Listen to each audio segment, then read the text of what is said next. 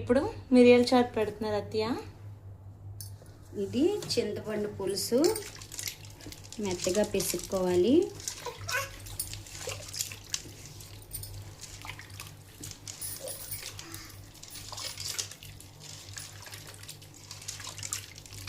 మిరియాల చారు, కల్లుప్పు,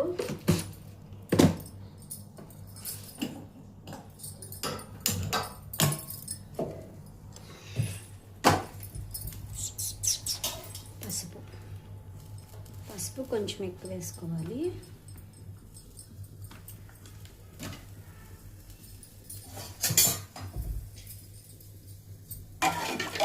అంటే రసంలాగా ఇందులో ఏమి వేయం మేము.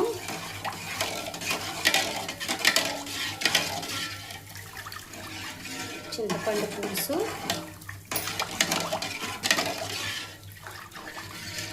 ఉప్పు, పసుపు వేసానంటే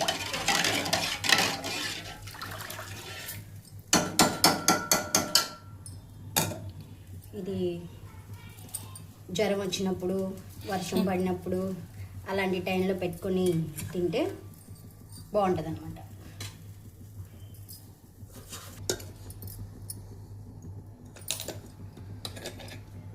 ఈ మసాలా పొడి వచ్చి ఎండుమిరపకాయలు, వెల్లుల్లిపాయ, జీలకర్ర, కొంచెం మిరియాలు అన్నీ వేసి దోరగా వేపి మిక్సీ పట్టించాము. ఇప్పుడు ఇది ఇలాగా పైన చల్లేసి కొంచెం మరగనిస్తే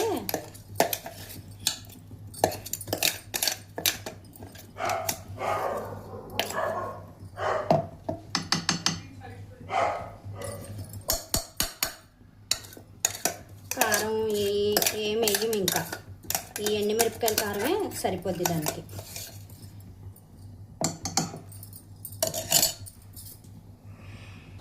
చారు మరగటం స్టార్ట్ అయింది. ఒక్క పొంగు వచ్చింది. ఇప్పుడు ఇంకొక 2 నిమిషాలు అయితే అది కూడా అయిపోయిద్ది. దీన్ని మరగబెట్టే అవసరం లేదు, ఇలా పొంగు వస్తే చాలు.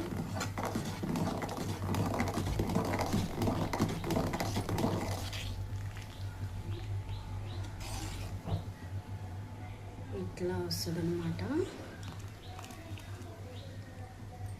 ఇప్పుడు దీంట్లోకి కొంచెం